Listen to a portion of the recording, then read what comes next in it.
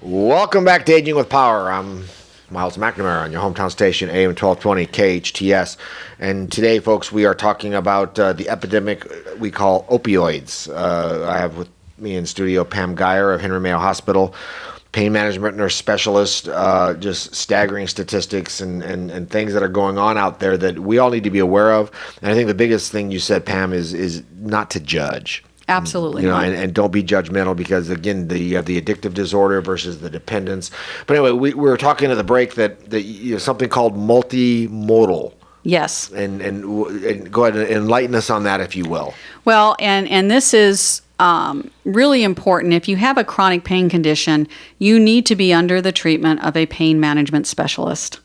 Can primary care doctors prescribe opioids or narcotics? Absolutely, they can. Should they? That's really the question that you have to ask yourself, that a pain management specialist has specialized training. Now, why is that important? If you're saying Norco is Norco is Norco, well, here's where that makes a difference. What the pain management community has learned is that if we put combinations of medications together, we get a better result and we give lower doses. So let me explain that a little bit. If you think of a pain nerve cell as very much like a piece of Swiss cheese, we got lots of holes in there, right? Mm-hmm. Different medications like to hang out in different spots. We would call those receptor sites, but it really is saying a medication goes to the place where it can be most effective. Well, let's just say the medication is trying to get to that effective spot, but it makes a mistake and goes down the hole it shouldn't. You've now lost that effectiveness. So what we have learned in studying different medications is that if you combine opioid medications with low doses of antidepressants, which is why many people who have a chronic pain condition are on an antidepressant, not necessarily because they're depressed, but antidepressants have pain management properties, which means they're going to find a hole to go in, which leaves my opioid available to go to the right spot. Low doses of anti-anxiety medications, be it Xanax, Ativan, whatever your doctor has prescribed, also has pain management properties that then will find holes to be able to sit in. Low doses of antipsychotic medications, the same type of thing. They're going to find spots. Antineuroleptics, everybody's heard about, Neurontin or gabapentin, Lyrica, these medications out there that actually kind of help with that nerve pain. Okay, when we talked about neuropathic pain, that's what that is. So when you put that combination together, we're allowed to give lower doses of that pain medication, and so therefore we can help minimize those undesirable side effects that do affect our cognition, our function, our safety, all of those types of things. And also with the lower doses of those other medications, you're minimizing those side effects. So the multimodal opportunity for treatment really is significant in pain management for chronic, pain patients. And a pain specialist is who has the knowledge to be able to do that. Do we get it right always the first time?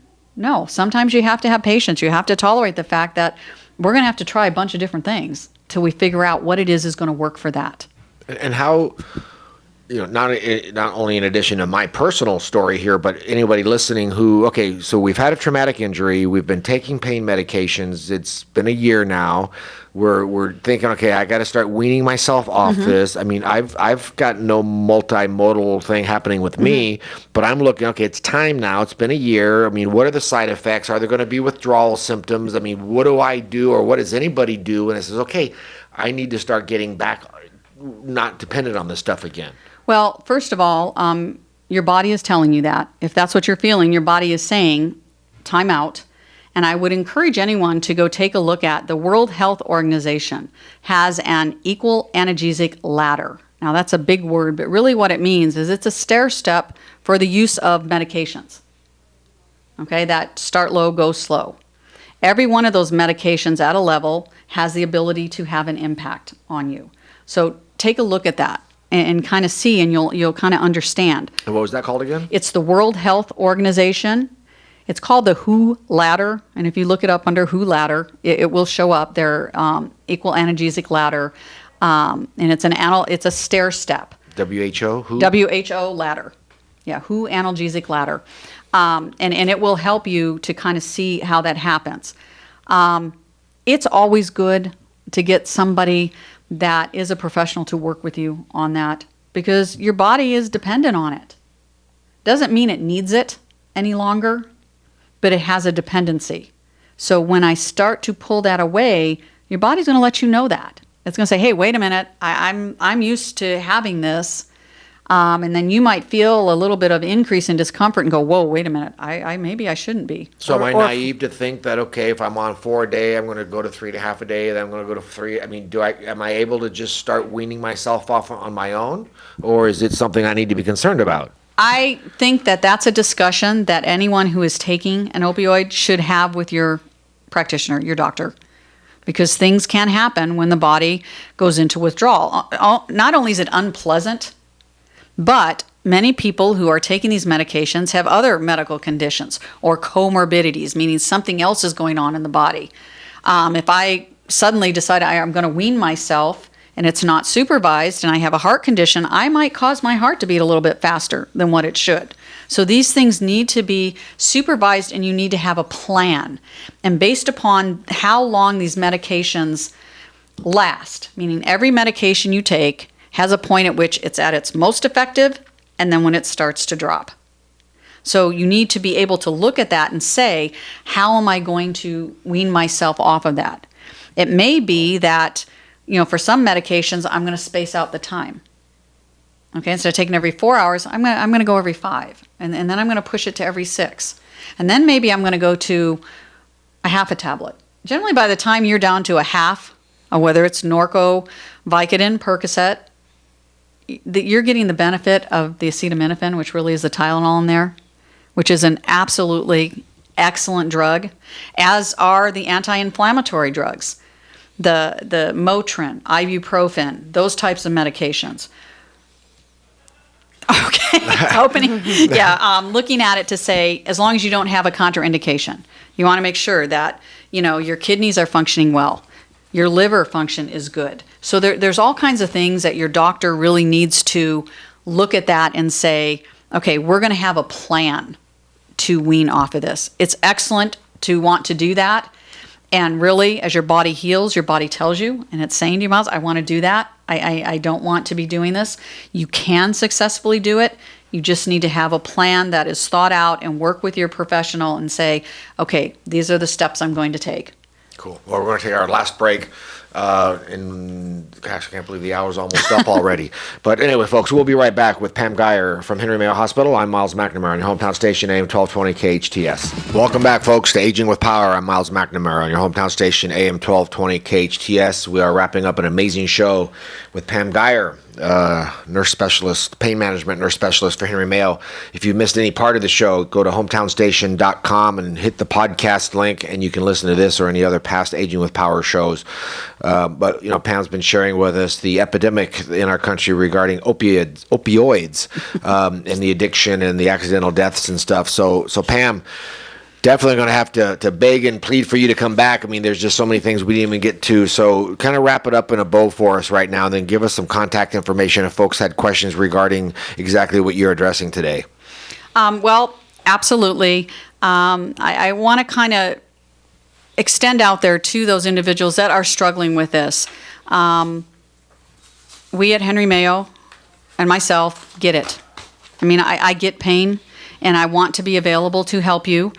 You are most welcome to contact me at 661-713-4309, 661-713-4309. Glad to sit down with you and help you and get you directed where you need to go. Please, everyone understand, this is a bad state. We are losing people just at phenomenal rates, and it saddens my heart as a community, as a nation. We have to look at this and say, what are we going to do? Okay, we have to do something to make this situation better, or people are going to continue to die. And just It's to a recap reality. that real quick, Pam, so people don't realize they're overdosing. They're just, I want that high, I want that. So they take another, and then the body just stops doing the things it does naturally. Absolutely. I mean, there is a percent that are taking medications because of the high that these medications will give. They do. But that's not the majority. That's not the intent of most people that are taking these medications. But if some does this much, maybe more is better. Now, for practitioners and those out there that are prescribing across this country, we have to change our prescribing practices. We have to look at what you're prescribing for how long and for what purpose on that. And you have a conference coming up too, you mentioned as well. Yes, absolutely. On October 24th, we are having a conference, Managing Pain, Managing Patients, Are You at Risk? It is at the Henry Mayo Education Center. You're welcome to contact me for information on it, or you can go to the Henry Mayo website, but I welcome any calls on it. This conference is geared to healthcare practitioners. So whether you're a physician, nurse, physical therapist, occupational therapist, first responders, paramedic, law enforcement, legal, anybody that is interacting with people in this crisis state, please give us a call and get registered. Space is limited. We really want you to be there. We have been approved for 6.5 units of CMEs, which are continuing medical education units, and continuing education units for other specialties. This conference is free, folks. You're going to get to hear from Department of Justice, the Drug Enforcement Agency, all 3 major professional boards within the state of California, addiction specialists. So please, if you have availability on that Saturday between 7 a.m. and 4 p.m., we would love to have your participation in that. Well, Pam, thank you so much. And again, folks, any questions for Pam, 661-713-4309, or drop her an email at, they wouldn't give you one more letter, Pam? Geyer, PA. Geyer, Pam without the M. So Yeah. Geyer, Geyer, PA at henrymayo.com.